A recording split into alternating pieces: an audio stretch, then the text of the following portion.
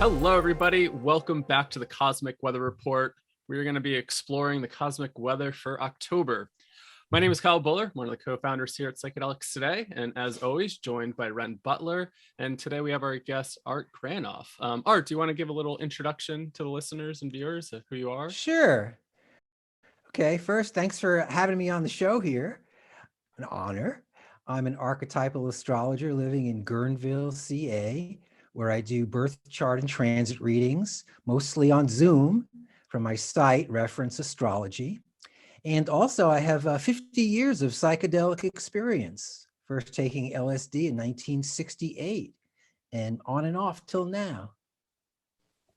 Wonderful. Great. And so Reference Astrology, and I should mention Art has a daily presentation on the world transits called World Transit Today. I highly recommend checking that out. And he's one of the senior contributors of ANN, Archetypal News Network on YouTube, and he does a weekly ANN version of his transit report there. Wonderful. All right, Renn, well, I'll let you take it away. Let's kick it off. Okay, let me share the screen. Great to be here. I hope everyone's been having good journeys lately. Let's see here. I'll go there.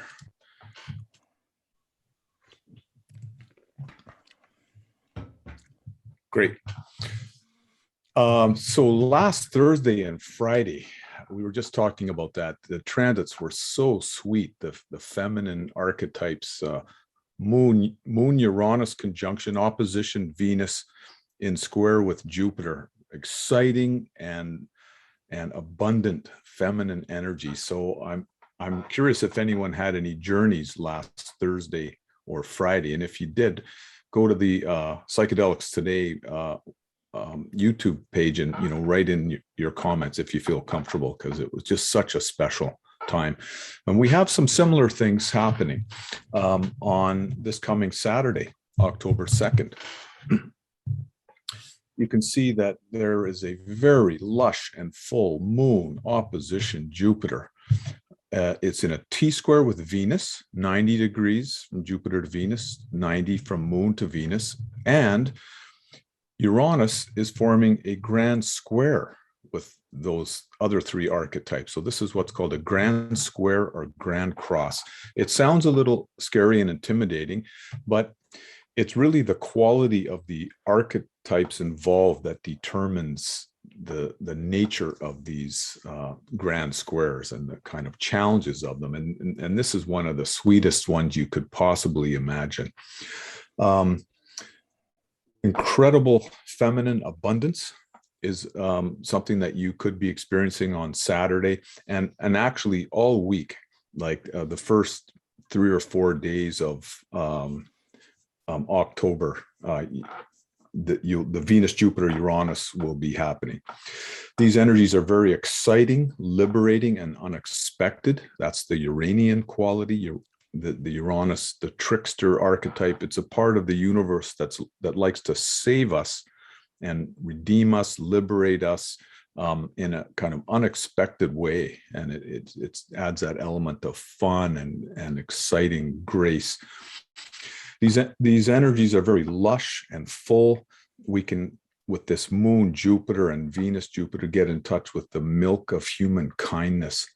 Be a wonderful time for healing deprivation issues.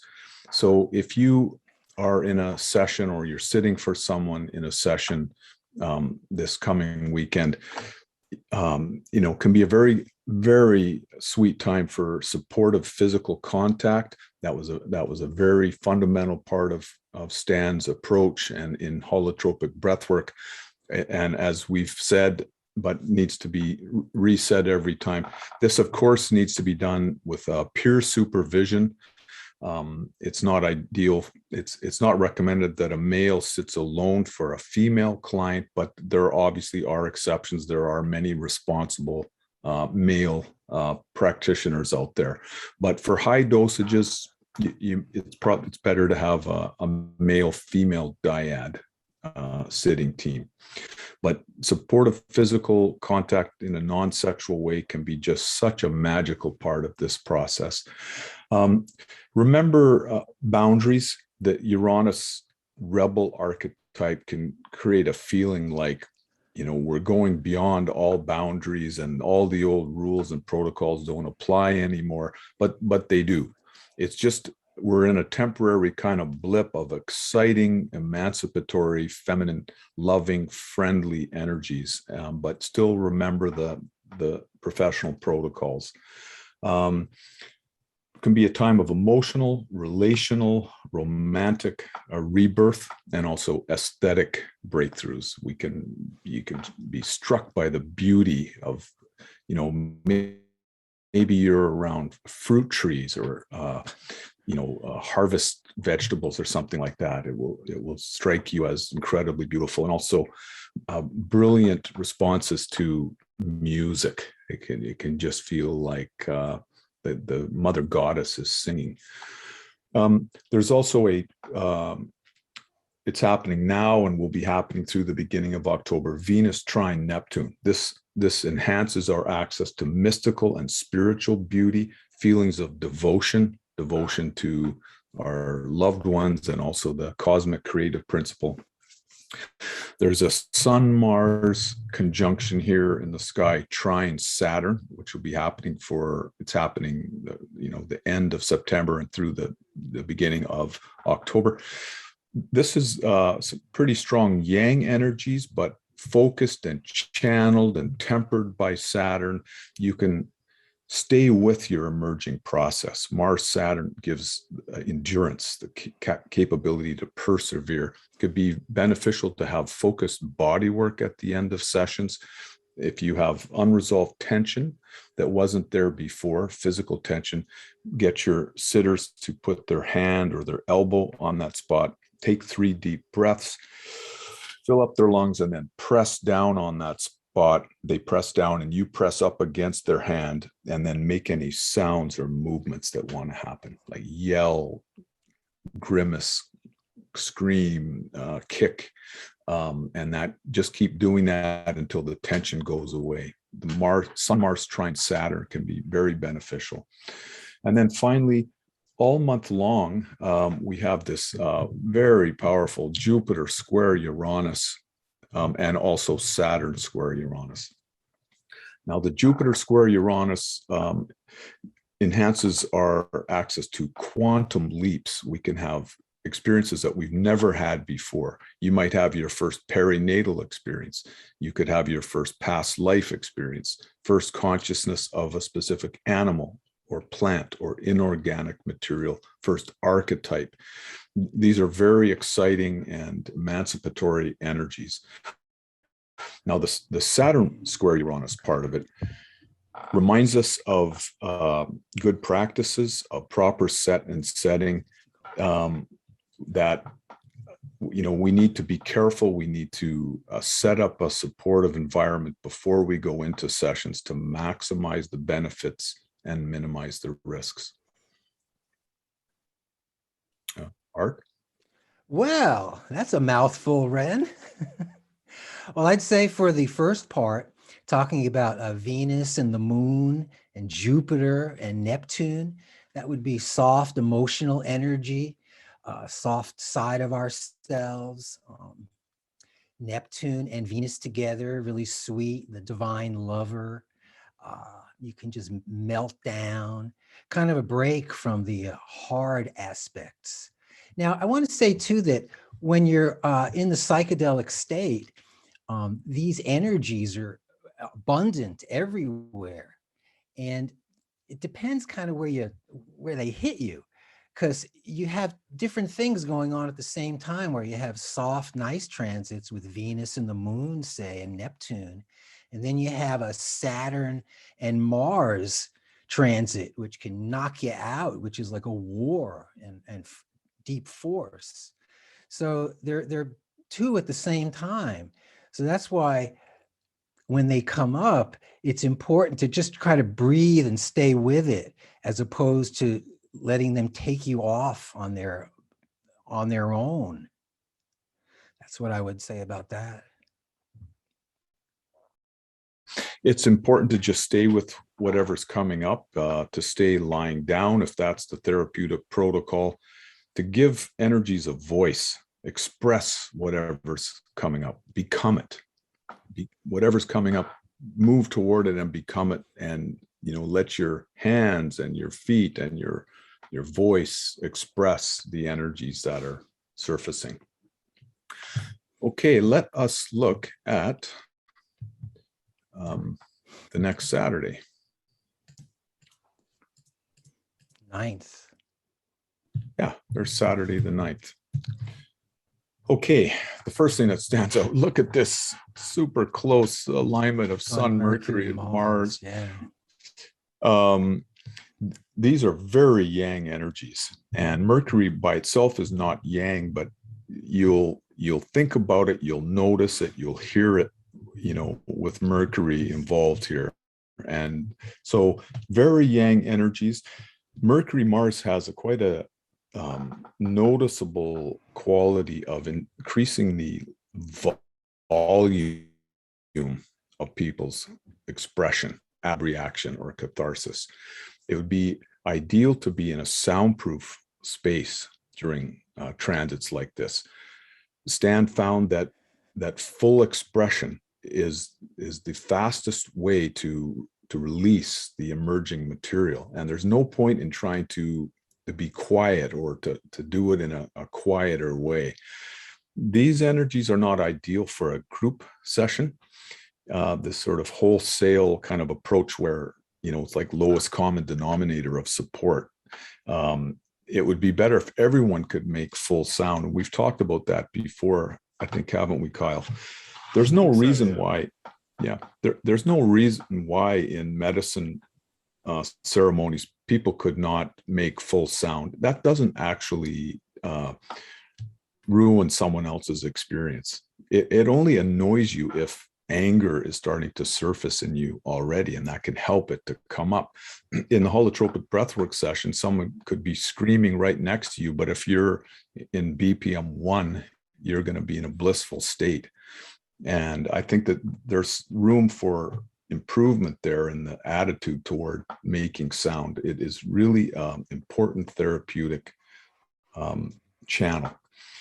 Now, these 3 planetary archetypes are in 120-degree trines with Jupiter. This is really positive, expansive energy. They can be an irrepressible feeling, a sense of courage, adventure. The Sun trine Jupiter, a sense of the sun shining brightly. There's a sense of grand, exuberant, outflowing energy. You'll notice that that weekend, the Moon and Venus are also conjunct, and it seems to line up every Saturday next month. So that will also enhance the feeling of sweet, youthful, kind of tender, loving energies. Art? Well, I noticed also the Sun, Mercury, and Mars are all square to Pluto. Okay, and boy, that's huge. You got the Sun with Pluto, I identify with intensity, and Mars with Pluto is force and intensity, and Mercury with Pluto is using our mind, finding hidden material things that are underneath the covers. So boy, that's super powerful to me. That's a great day to go in. Yeah, good insights. That those will greatly intensify the yang qualities of the Sun, Mercury, Mars. And as always, it's good to have, as I said, a soundproof room where you can really let it emerge and unfold. Let your inner healer direct the process and just go in the direction that it's trying to go. Okay, let's go to the next Saturday, October 16th. Now here the Sun Mars is now really getting strong. And so these are the 3 most yang archetypes, Sun, Mars, and Pluto. You could get in touch with raging aggression. You might identify with, BPM 3 themes. And as Stan writes, basic perinatal matrix 3, the distinguishing qualities of BPM 3 versus BPM 2 is in BPM 2, we identify with victims and we suffer, and there doesn't seem to be any way out.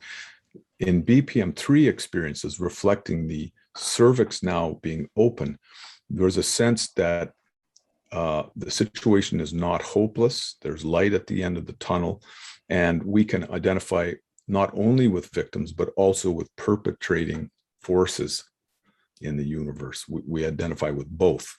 Essentially, we're doing it to ourselves. Everything that is happening, we're hurting parts of ourselves. That's all that's really happening in the universe. And so these can be savage energies. We might identify with active attacks and wars, or with hunting animal species, or other types of aggressive situations. Again, we'll have the Sun, Mars trine Jupiter as well, which will tend to bring out positive resolutions and expressions of all this yang energy. There can be a feeling of forward momentum, again, of courage. And as I mentioned, this Saturday, the moon has now moved 90 degrees, and it is aligning with Venus again on that Saturday, moon square Venus, which brings out that sweet yin energy. And moon conjunct Neptune there as well. Okay. Moon being our tender feelings, Neptune being what's ideal, the transcendent. That's pretty good. Awesome. So October 23rd. Yeah.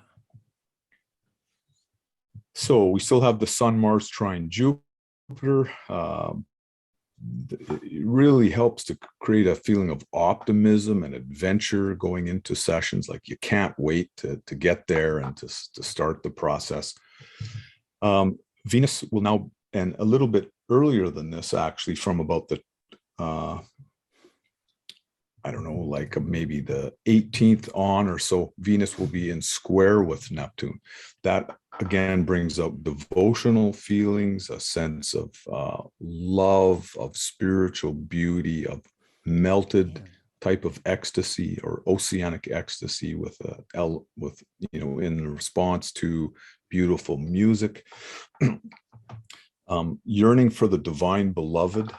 As always, remember to observe responsible boundaries. There can be a feeling that there are no boundaries with Venus, Neptune, but there has to be those therapeutic protocols for the experience to be healing. Now, there's a moon Mercury Saturn grand trine that day. Not a super powerful aspect, but this is very helpful for serious and honest emotional reflection and sharing, the kind of a thoughtful side and ability to look at Saturnian trauma in our past and talk about it and reflect on it. Now, from about October 20th on, let's go back 3 days, the sun will be within the 10 degrees of the square to Saturn, actually from the 19th on. So this can bring up our father issues or authority issues. And it's very important that, there could also be mother issues if the mother was the primary authority in the house when you were young. It's very important that sitters, especially male sitters, don't sort of play in to those tendencies in the client. So to try to be extra supportive and extra patient. People during the Sun-Saturn square could have a tendency to perceive the male sitters as being cool, aloof, distant, judging, something like that. So just try to give a little extra, care for those issues in people. Yeah. And Sun square Saturn, identifying with strength or inhibited identity. With Moon Saturn would be emotional strength or hair trigger discomforts. Then also the Sun and Moon with Pluto. The Sun square Pluto would be intense personal expression, and the Moon with Pluto would be extreme emotional release. And also on the 21st, the sun opposes Uranus, which is identifying with freedom, liberation, what's new, or could be aloof or who needs you. Okay, let's go up to October 30th.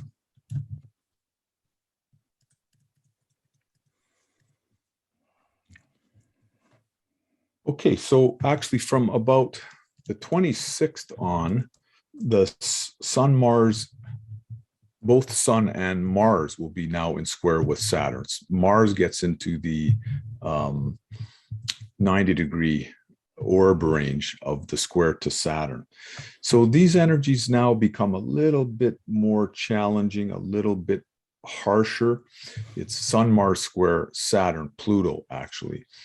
It's great for really deep and focused work, systematic, deep work that Stan talks about that sort of gives us the most powerful results over time. But these aren't like fluffy, new age, idealistic energies. I'm not, they're not like super easy, like fruity kinds of energies like the moon Venus and Venus Jupiter.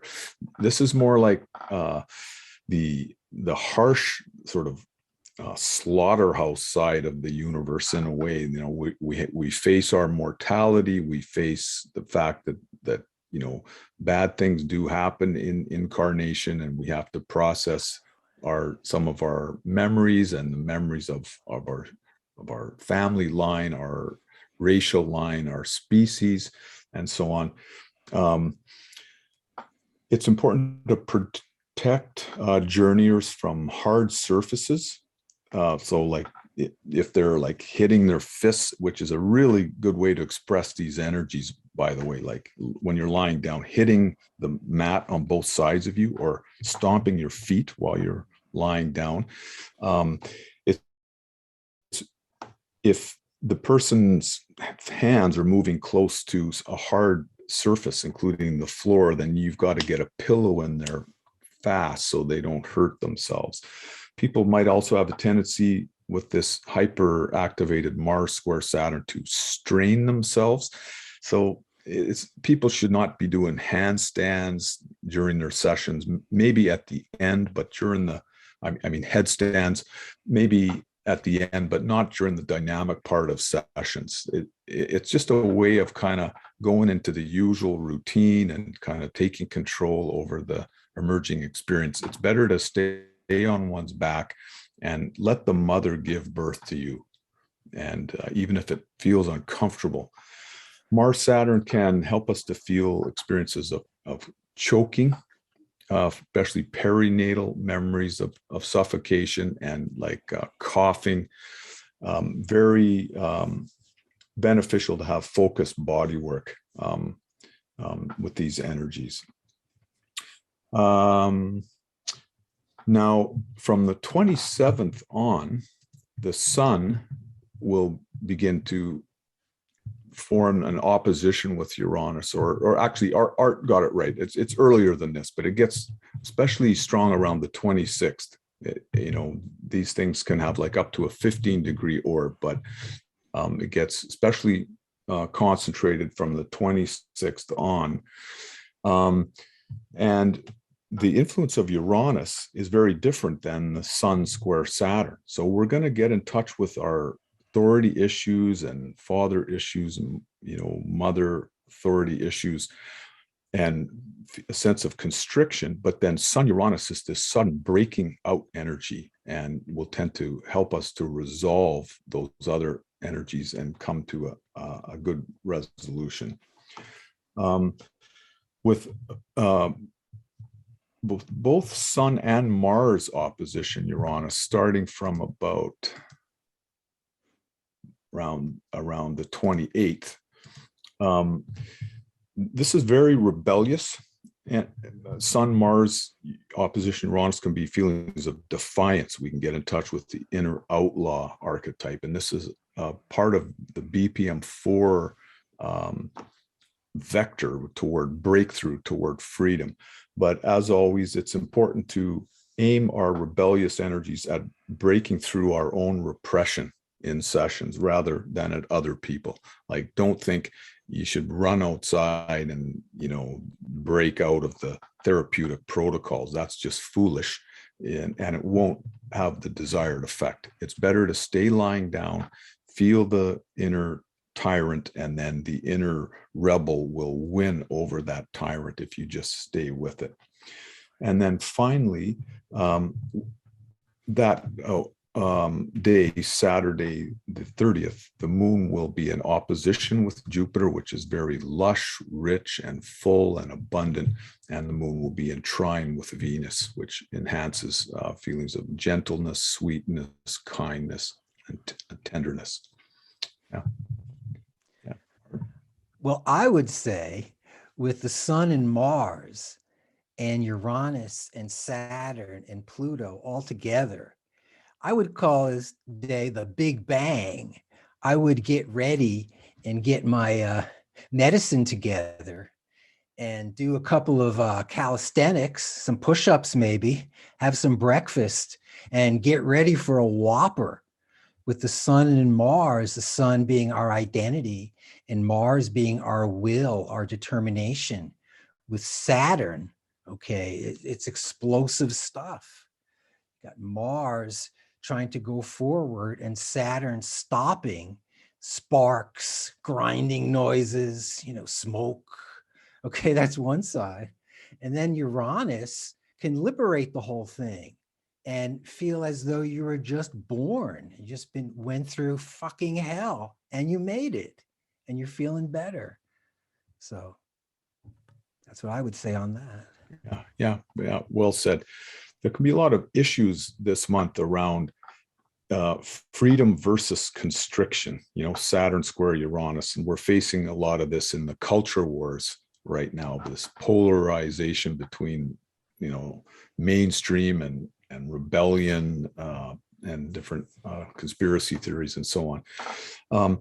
It's why it's good to have a sober sitter there with you, a therapist or a guide or a spiritual friend. Then they can do the reality testing and say, this probably isn't safe to do that. They can sort of keep track of Saturn reality. You're just lying down, and then you can go into the Saturnian constricted states and the Uranian liberated states, but without sort of taking, foolish risks, like, as I said, like running down the street or, all the crazy things that might happen under the worst kind of case scenarios. So become all the parts. We have to feel the constriction. Most of the oppressive energy in most of our lives is already in our psyches. And that is where the breakthrough will happen. So just stay lying down with the eye shades and headphones and let it unpack. Yeah. Anyone have any other thoughts? It's hard to do sometimes, right? Yeah. Yeah. But I think that's sometimes the key, is just letting it unfold. Yeah. Well, that's why we do this, right? For something to happen. We want something to happen to us, right? Yeah, like there could be a real craving to go outside, and just remember that if you're in a perinatal memory, if surfacing, you can feel constricted, and you have a desperate desire to escape that situation into space, into light, like birth, and you might see outside as the solution, but that will open up automatically if you just go through X number of minutes or hours of the suffering that is trying to, leave your system.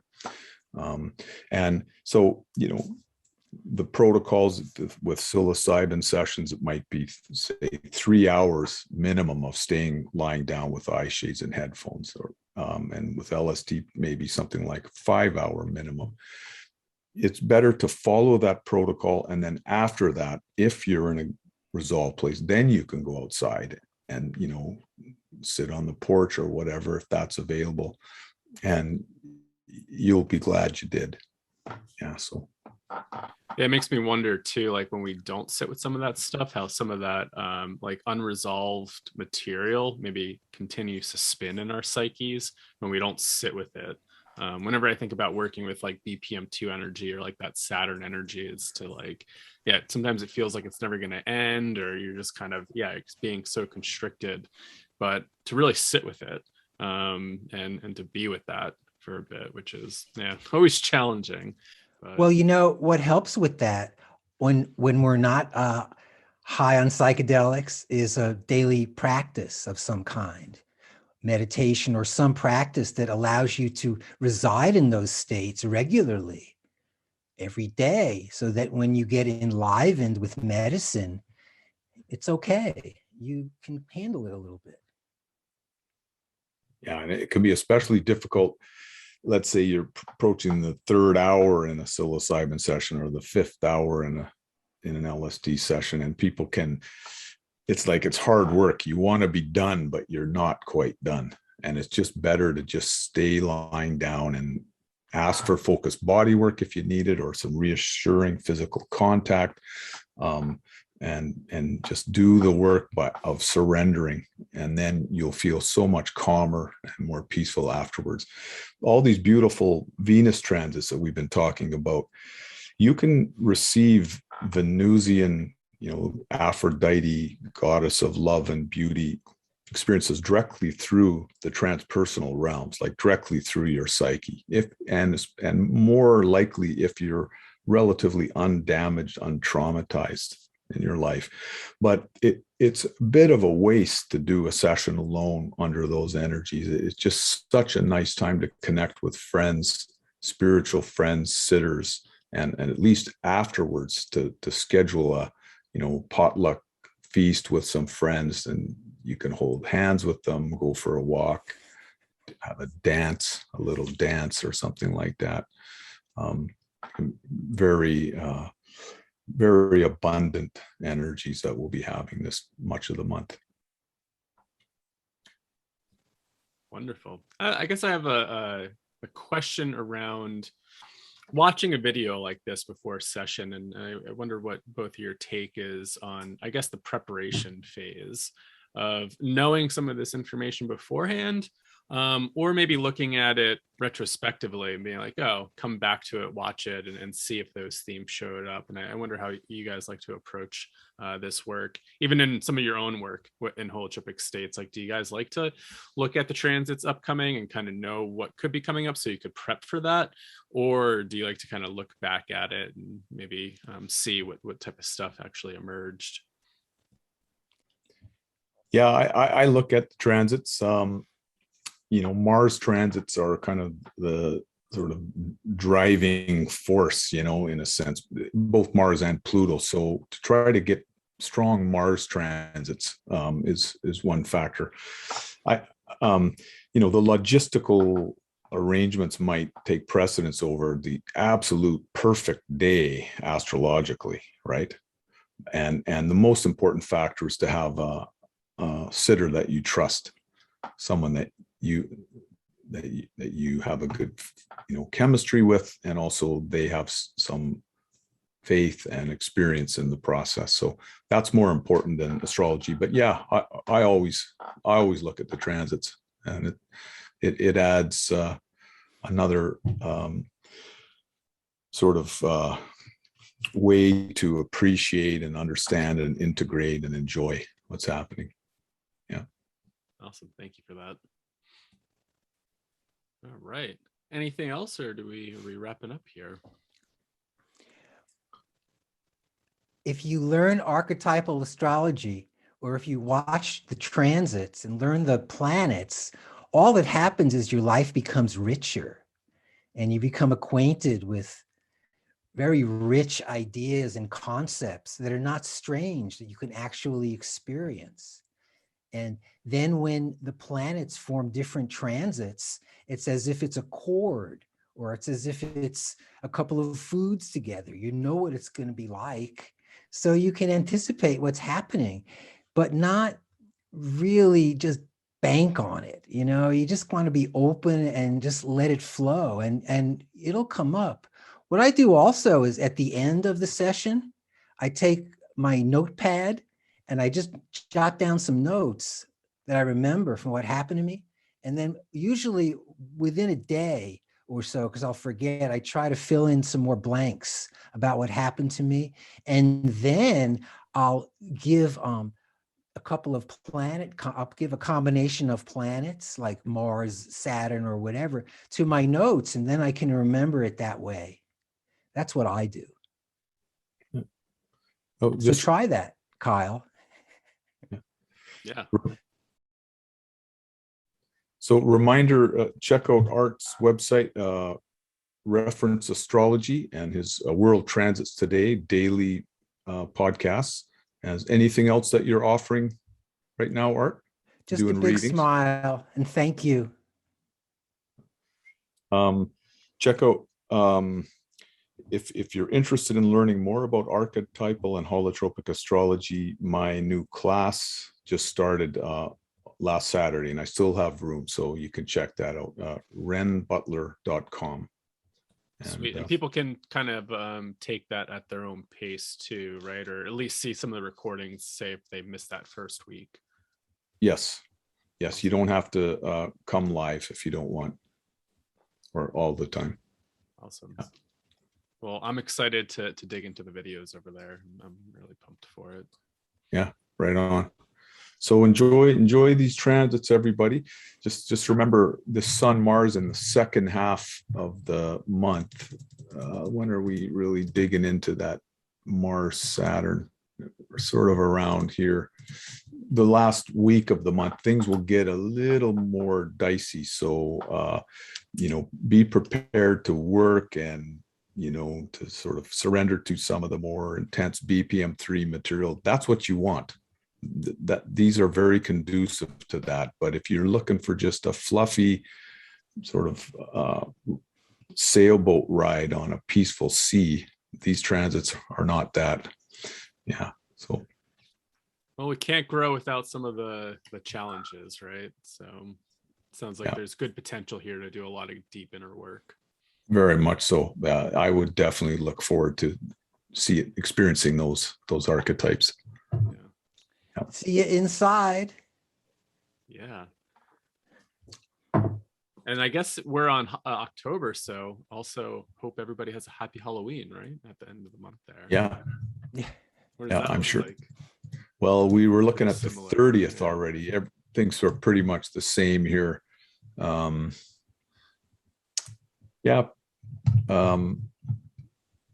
can be issues about constriction versus liberation, Sun, Saturn, Uranus. Some people may feel more contained and others are going to feel kind of wilder. Mars square Pluto is like the classic Halloween energy, where the goblins and spooks and shadow energies flying around.